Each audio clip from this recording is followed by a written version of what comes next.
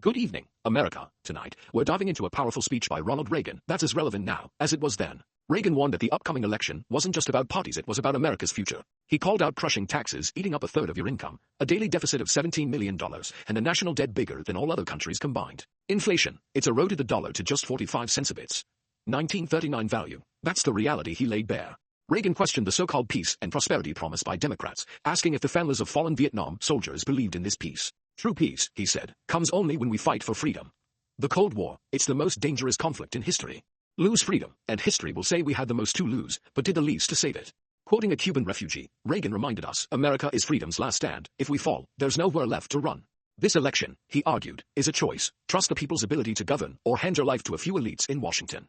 Forget left or right, it's about going up to freedom and law or down to totalitarianism. He slammed slogans, like Great Society, as cover for growing government power, accusing some progressives of pushing socialism.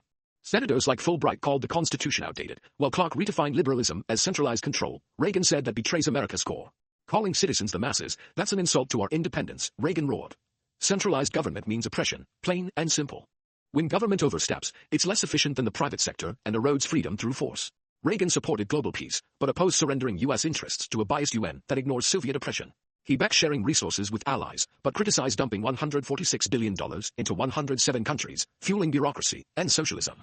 Reagan stood by Barry Goldwater, saying he'd stop socialism's creep. He cited Al Smith, who ditched Democrats in 1936 over their socialist leanings.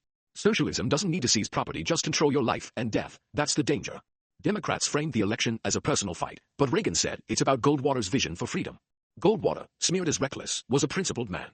He shared profits, supported workers, even flew aid to flood victims in Mexico. He stood by sick friends and flew soldiers home from Korea. This is no warmonger, he's a man of honor. Reagan blasted those trading freedom for a welfare state, warning a compromise leads to appeasement, leaving us to fight or surrender. Khrushchev thought America was weak. Reagan quoted Hamilton, nations that choose disgrace over fight become slaves. True peace requires strength, not surrender. Moses, Jesus, patriots at Concord, they fought for what's worth dying for. Goldwater's peace through strength draws a line our enemies won't cross. Churchill said our fate lies in spirit, not material. America is humanity's last hope, fail to defend it, and 1,000 years of darkness could follow. Reagan's words burn with urgency. This isn't just an election, it's a fight for freedom's survival. What do you think? Is America still that last stand for liberty? Drop your thoughts below, and let's keep this conversation going. Hit that like button, subscribe, and share to spread the word. This isn't Voicio Flaky, signing off.